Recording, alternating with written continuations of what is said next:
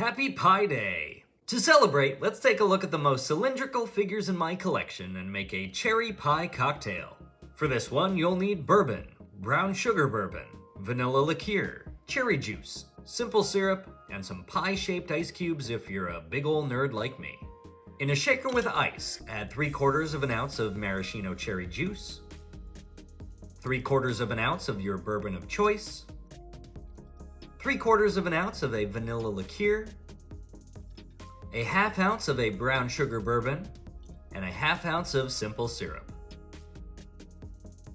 Shake to mix, then pour it all into your glass with some pie cubes or ice spheres or whatever you have.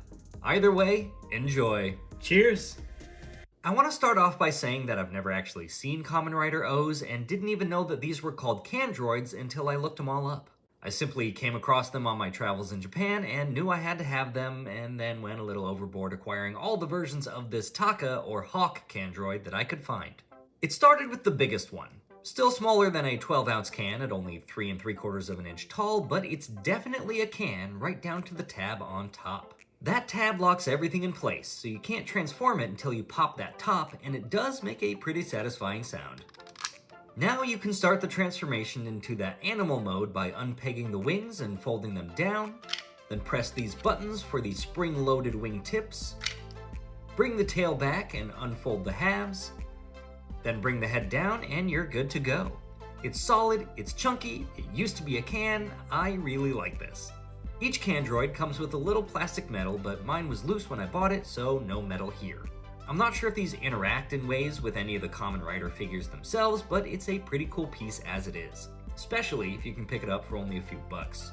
If the 11 1/4 inch wingspan is too big for your liking, there's a smaller candy toy of it that came in a box and is basically a scaled down version.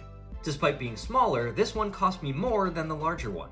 Maybe because this one was brand new and sealed in the box, or because these came out in 2010 and the aftermarket can be all over the place.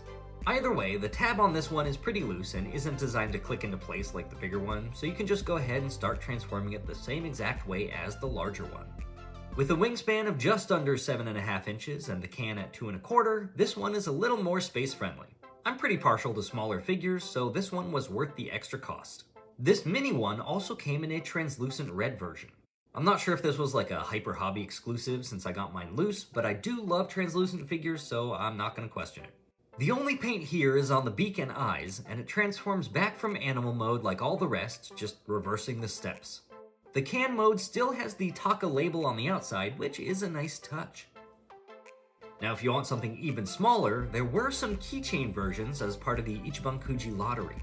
You can unscrew the keychain parts to leave you with some standalone minifigures, but these don't transform. Still, with the can at 1 inch tall and the Hawk's wingspan at only 2 inches, they're pretty detailed. Additionally, that 4-ounce glass was also one of the Ichiban-kuji prizes.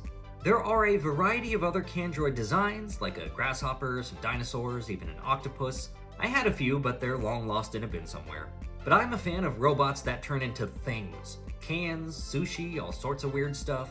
Between these, the Transformers BotBots and Real Gear series, Sushi Sentai Squadron, and Unitroborn, we've got plenty.